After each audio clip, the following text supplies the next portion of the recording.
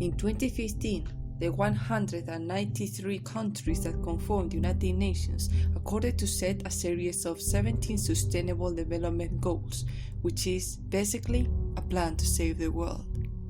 These goals cover different and extremely important topics such as no poverty, quality education, or climate action.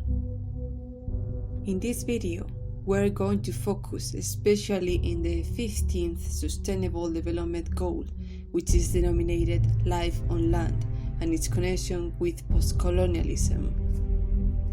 This goal aims to protect, restore, and promote sustainable use of terrestrial ecosystems, sustainably manage forests, combat desertification, and halt and revert land degradation, and halt biodiversity loss. Colonization wasn't just a great class of cultures that forever changed both worlds, colonized and colonizer, but had an irreparable impact on biodiversity too. Before the European colonizers' arrival, natives had their own conservative moral, which doesn't coincide with the branches of modern conservatism. While nowadays ecologists defend the complete protection of endangered species, natives have always hunted them. However, we cannot put the blame for the loss of biodiversity on natives because of one simple reason. Natives hunted and also protected wildlife because that was their source of life. In the novel The Hungry Tide by Amitav Ghosh, this diverse concept of conservatism is explored through Piyali Roy, an Indian-American biologist who is studying an endangered dolphin in the Sundarbans, and Fokir, a native that is going to help her as well as illustrate her in local conservatism. Ghosh also reflects about the background of the Sundarbans, especially on the Marijapi massacre of 1979, as the government unfairly justified the forced removal of refugees on the grounds that they were in protected territory for the endangered Royal Bengal tiger.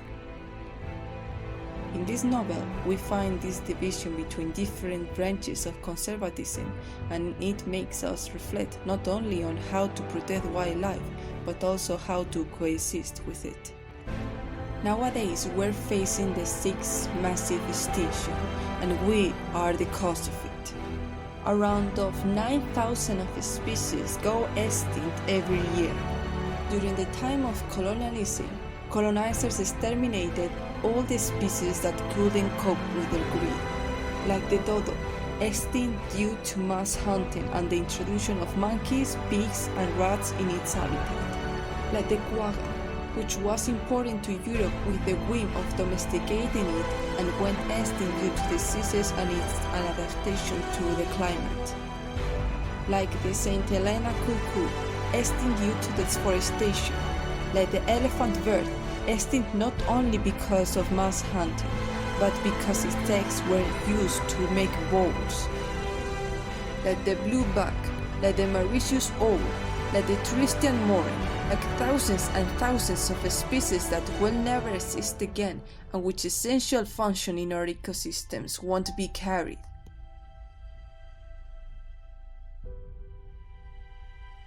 Colonialism is our past now, but its legacy still endures. And as we have to decolonize our minds, we also have to fight back against especism and human egocentrism in order to keep living in a world in which we are not alone.